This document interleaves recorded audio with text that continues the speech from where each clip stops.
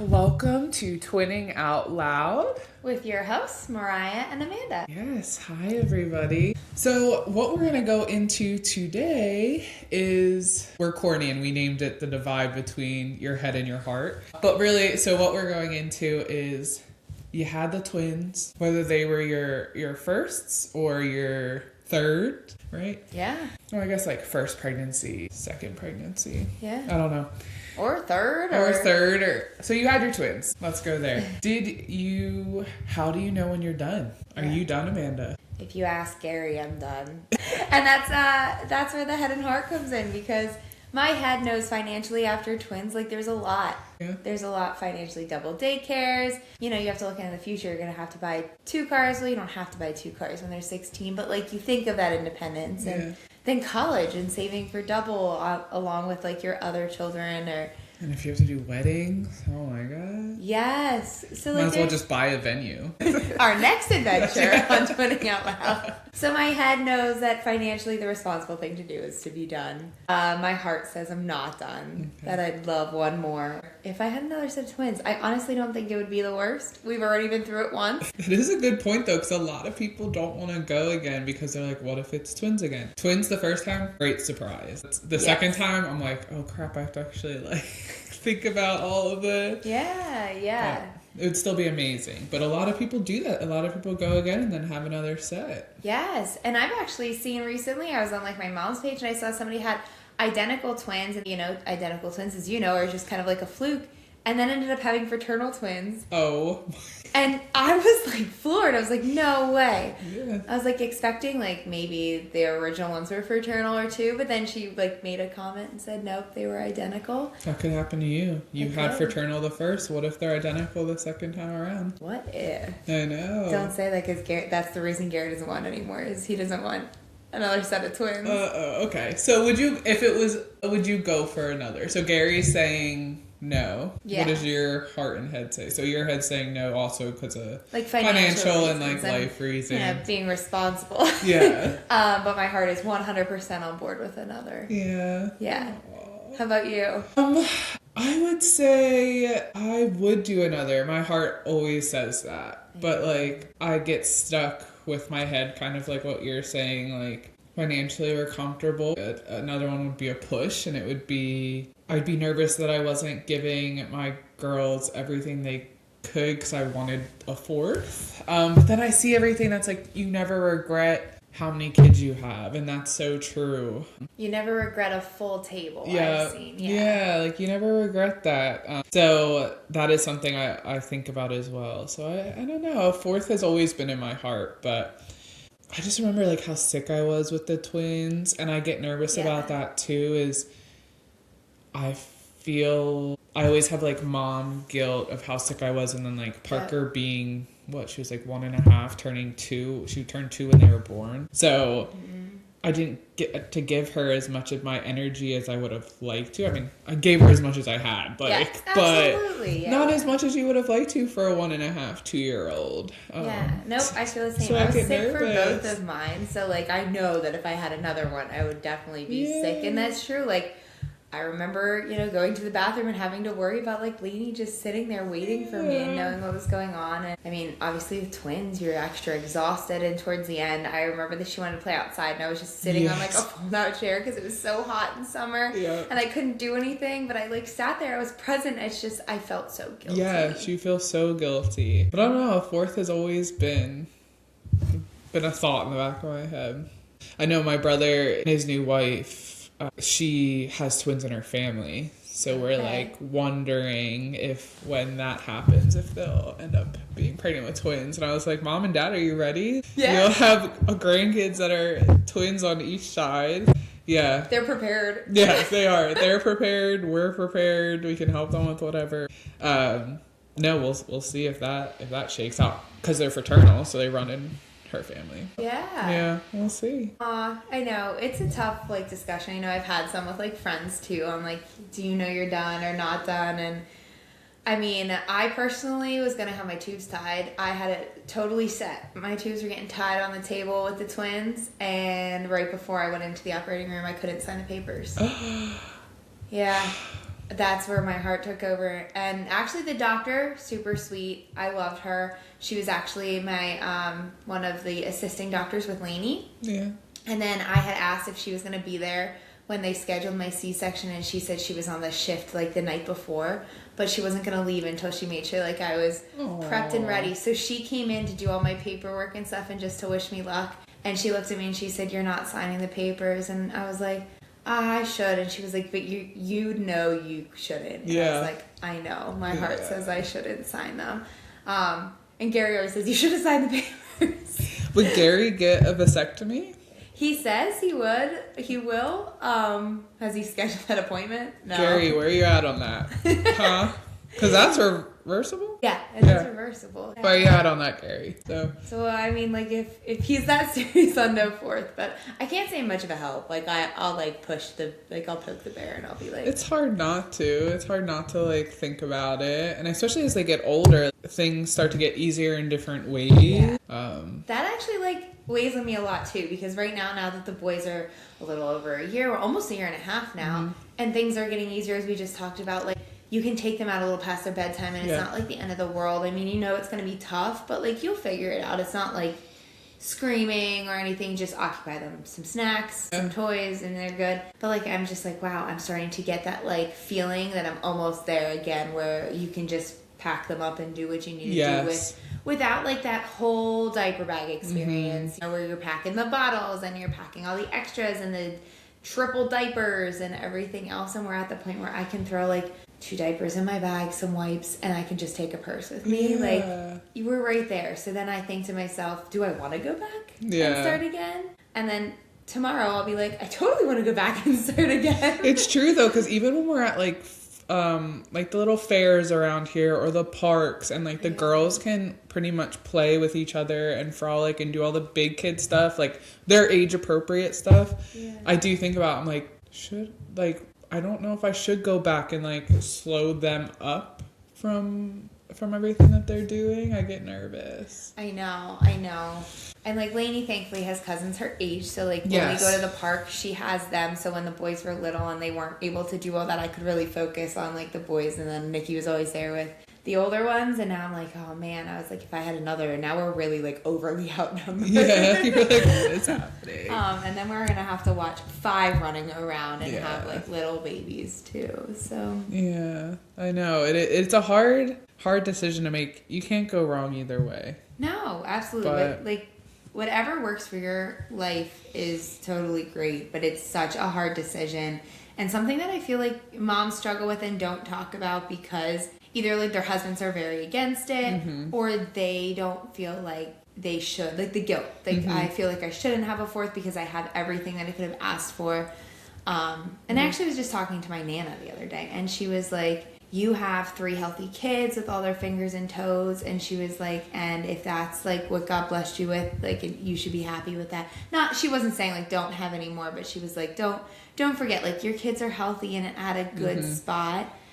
She had a lot of complications and was pretty much told after my dad she couldn't have any more kids, and she said that's something that she always just kept reminding herself, like, I have my 2 kids with all their health, and they all have all their fingers and toes, and she said, like, that just, like, made me feel at ease that even though her and my pap wanted 6 kids and they could only have 2, that put her at, like, heart a little more at ease that even though they only had 2, they were the healthy ones. Yeah.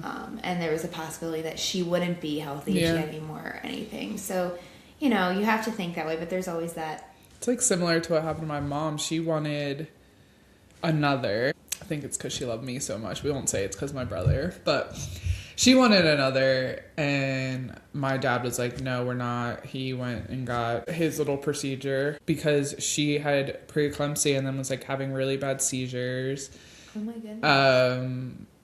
And then, they were just, like, things were just rocking. He's like, I'm not losing you for another kid. We have our 2 perfect. So. Well, 1 perfect. Yeah. And then here's your brother. Yeah, we have our perfect one, and then we have another. So, no, just kidding. Love you, John.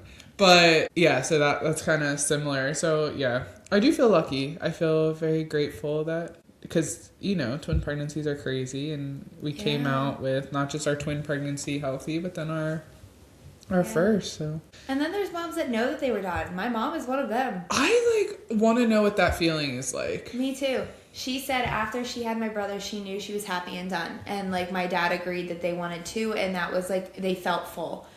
And I would love to know that. So if you don't have that feeling, should you go then for another? I mean, my head says I can't. Because if you can't, I don't know. That's right? Just... Because I asked her, I was like, did you know you were done? And she was like, absolutely. I've heard that before, though. People, and even people that go for the other one, and then they're like, okay, after that one, I was like, I'm done. I had that feeling. Yeah. But I'm like, what did it feel like? What is it feel like? Is it a tingle? Yeah, can you describe it? Maybe I've had it and I ignored it. I just pushed it to you with all my other feelings. But no, I would love to know what that feels like. Yeah, me too. Because I actually always wanted 3. And Gary always wanted 2. And he said, well, here, you got your 3 and 2 pregnancies. And I was like, yeah. But, it didn't, my heart still wasn't ta-da. That was us. We were teetering 2 and 3. And then we were like, all right, well, it got answered for us. So it's fine. And then, Yeah, and then, I was waiting for that ta-da moment. And I still haven't had it, so. Yeah. Wow. Okay. Well. And friends around us are having babies, and then I just see them, and I'm like, I could do it again. I think that, but then I also think it's saving me from the heart feeling, because I just keep switching my thought of, oh, I could do that, and instead I'm like, well, I'll just be the best auntie or whatever. Whenever that time comes, I will. Yeah. I'm trying to maybe that will turn the page for me and be more of a pivot from my heart feelings, but I don't know. And we're still, but we're also still young, so it's hard to. You're younger than me. I know, but you're still pretty young. Aw, thanks. You're still. I know they don't call it that after a certain point when I'm not a geriatric pregnancy yet. I know. I said after a certain point. I didn't say you. No, I know. But so then I guess I'm still young. Yeah, you're not even at that point yet. So. And my neighbor actually had all of her kids after that point. I see it all the time. Yeah, and they're all happy, healthy. Some people don't meet till that point, and then the next one of my coworkers she got pregnant with her twins at 40. Wow. She had twins, got pregnant at 40 with them. Yeah. Wow. And then I do the math, and I'm like, all right, so then I'd be 60 when they were in college. And can I handle? Well, Tom does that math all the time. He's like, with the twins, I'll be this. With this, I'll be... Because he's older than me. So whenever he says that, I'm like, wait, what? We'll already be... I'm like, oh, wait, no. +5, -5, I'll be this. I'm like, okay, we're still good. But, I know. I do to always tell Gary, you'll be older than me when that happens. You'll be older. But no, I mean, it's a hard topic, hard discussion. Yeah, and it's something that will, it pulls on you. Yeah. And there's no right answer, unfortunately. It's your situation, how you feel, and obviously you have to make that decision with your partner, significant other, husband, wife, whatever you decide. But sometimes you're not on the same page, Gary. Cough, cough, Gary. It's all your fault. I mean, I see his reasonings. Don't get me wrong. And I feel just stop being so logical, Gary. Just go. Just do it. Like Nike says, just do it. Oh gosh, now that's gonna be our logo for Twinning Out Loud. Just do it. Just do it. Yeah, but I feel this is just a good mom topic in general that hits home. But then it also goes into our topic, what we did last week, tummy tucks, because everything kind of ties in. You don't want to get the tummy tuck or the mommy makeover until you're done. Because when I was looking at I was doing a little bit more research of what is covered and what is not covered. So I was just doing more research on it and for future purposes. But then I was like, wait, you shouldn't do it. For research. You shouldn't do it unless you are fully done. Yeah. And that's also a hard thing too is are you... Yeah, I mean, totally right. Between Lainey and the twins, I could have cared less if I continued my workout routine. I tried, obviously, and I still ate right, but I didn't, You knew you were going to go for more. Yes, and once you run your body with a baby, you know that you're not getting it back to where it was. Should I have worked a little harder? Probably. Some people don't. Some people do snap back crazy, and I Nikki. Want, yes. Nikki yes. snaps right back. Right back. Some people snap back crazy. Shout out to you, Nikki, and your jeans. Love that for you. But I didn't really overly like worry about it because I knew I wanted another baby. Yeah, totally right. Like now I am working out harder and I am really watching what I'm eating. And do I want to lose all the progress that I've made? I totally would. I would totally lose it. Yeah, I'd lose it. Lose it. But would I do would I do like the surgery route? No. And doctors wouldn't advise you to anyway. Like I've seen a lot of doctors be like, "Do you want more kids?" And if people say yes, they're like, "Then I don't think it's your time to do this." Like you're basically be starting all over. But yeah, that's something I did see in my research and research purposes for the podcast, of course, so I could share more insight with all of you. Yeah. But yeah, that is something I was like, oh crap, like maybe because I said like 1 or 2 years of working out and then like consider it definitely, but even then, like who knows if I'd be done. I'd be like 33, 34. Yeah, I know. I just saw it too. It was like 2024 moms. Where are we at in 2026? Pregnant or working out? And I was like, that's kind of funny.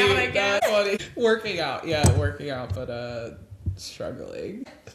I did. It did help me to start taking. I just started this the other day, like progress pics, because like you don't see it. No, like, I see nothing. No, I like step on the scale. I'm like, like okay, but then if I eat something, it goes back up. I'm like, I can't do this. And then but people keep saying like take progress pics every week to like see the progression. So I started that because I actually started going to a nutritionist. Ooh. Yeah, last February I started, and I can't say that I like took it overly seriously at first, but I would go with around April last year. I like really did because I did. They do body compositions. Yeah. So February is my first like meeting, and then a body comp, and then I met them again or I did the body comp again in April, and I was taking some of their advice. But I was walking and I wasn't doing any like strength training. So I was like, I wouldn't say fully invested, but yet still trying. And I did that next body comp and I saw like a difference and I barely did anything, or what I thought I barely did anything. And that all of a sudden like clicked that I was like, I made minimum lifestyle changes and have seen progress. And I like kicked myself into high gear in April and have the body comp papers I have in like my desk. So I don't really take the progress pictures, which I probably should, but I don't know. I can't even bring myself to do that. So I have the papers and I look back from where I started. And even though sometimes that scale does go up, I remind myself that like sometimes too, when you're working out, you build muscle and that also plays into that scale. And the body comp always reminds me of that because it'll say like this much muscle mass and this much fat burn. So it's like different. And I like that. And I think that gives me that little bit of like, okay, work harder. Yeah, walking is so underrated. Well, it's like a big thing now because of the weighted vest and everything. And people are like bringing back how underrated it is and how much people lose weight just. Yeah, like getting your steps in is huge. So I was like really working hard to be from 8,000 to 10,000 steps a day. And I was pretty much walking almost 3 miles without chasing the kids, like 3 miles uninterrupted at least once a day. And then whatever I did with the kids. And that was like when the weather was super nice and it was really helpful. And now that it's not as nice, I do have a walking pad and I'll walk, but I definitely don't walk as far on it because I get bored. Mm-hmm. I know it sounds awful. But it's true. When you're outside, you have to like walk where you walk and then you have to walk back. So it's like Yeah. And I'm like a people watcher. So like, you know, I watch who's outside or I watch the cars. Or like, I don't know. You're just always invested in something, I guess. So ready for warm weather for that. Yeah. But now I like incorporated strength training. So when I go to the body comps, my like arm muscles went up, and then the guy who was doing it was like, "Oh, have you been like doing more strength?" And I was like, "Yeah." I was like, "But my twins are also getting heavier too." Yeah, that is my workout. I was like, "When you carry 2 around, like both arms tend to go up." I do think I'm like, how am I not super skinny from just carrying them everywhere? Right. Like, what happened? I don't know. But it's funny because walking actually has reduced my leg muscle. So even though like I do like workouts and I like play volleyball still and coach, like you're doing a lot with your legs. But when I was talking to the guy, I was like, why is my leg percent now? You're supposed to be at like 100% when they look at it.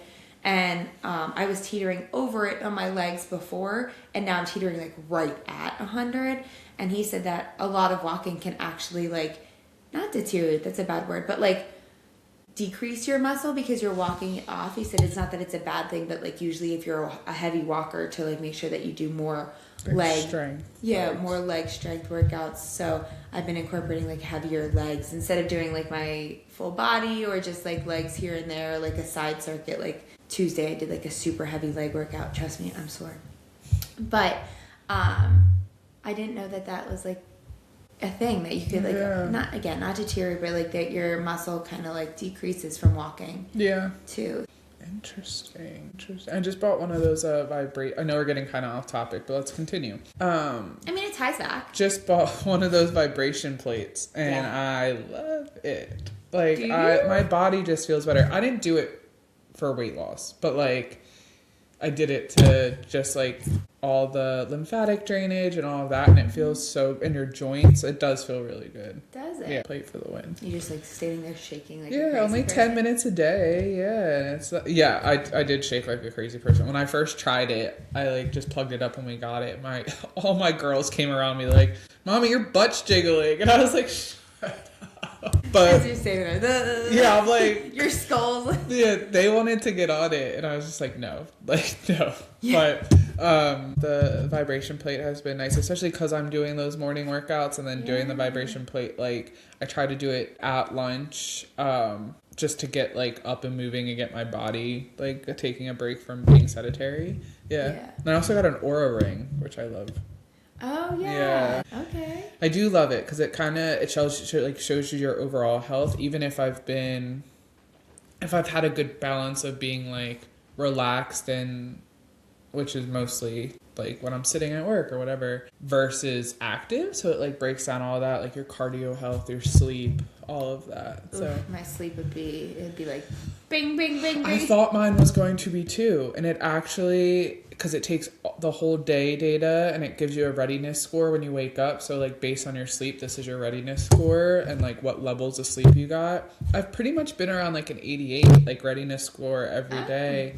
There was one day I dropped to like a 60 sleep score, which isn't great, and it just tells you like be careful for the day. You're gonna have like less energy. Did you? Well, I guess if it helps. Yeah, I was pretty low on energy, but that's also because that was the night out that we had for alumni this weekend. So when I woke up in the morning, that was what it said. But yeah, I mean, I wore it when I was playing my alumni game because I was like, maybe it will tell me if my heart's bad or something. Because every time after alumni, you feel like you're playing a whole game and you just feel so tired. I'm like, oh, you're playing young people that just graduated. You hitting those threes all day? I'm like, no, I almost airballed a 3. No. And Tom was like, you're lucky you didn't airball it because I was queued up to yell airball. And I was like, shut up. Like, oh my God. But aww. No. It was fun. And you had your little cheerleaders there. Oh my God, my girls were there. It was so much. It's always cool to bring them back to the school. Yeah, it's a lot of fun. That's super cool. Yeah, but I know we got a little off topic, but it all kind of encompasses when you know you're done and like your body readiness too. True. And being able to make that hard cut and decision. If you want to do the mommy makeover, you have to have that hard cut and decision. If you want your tubes tied, for as much as they say it's reversible, there's very few doctors in the U.S. that actually will reverse it. And it's still a possibility that it's not reversible. Wow, I didn't know that. Different. Yeah. No. So when you get your tubes tied, it's pretty permanent. No matter what your decision is, it's great. It's whatever's best for you, your family. It's your life. You only get one of them. Yeah. So live it the way you want. We had a joint friend who was very much done. Sold all of her baby stuff, did everything, and then surprised, wanted one more and went for it. So you just gotta do what's best for you, and no matter what, you can't go wrong. Having another little baby in the family, there's nothing wrong with that. So, and if you decide you are done, then that's great too. So there's always more love to give. Always more love. I always go back to that quote that a full table is. You'll never regret having a full table or something similar to that. No, but thanks for joining us. Yeah. Any 2024 moms, let me know. Are we done? Are we working out this year, or are we pregnant? Yes, please let us know. Asking for a friend. Asking for podcasts. Are you serious? Yeah. All right. Well, have a great day, everybody. Yeah, and thank you all. Thanks for joining. Bye.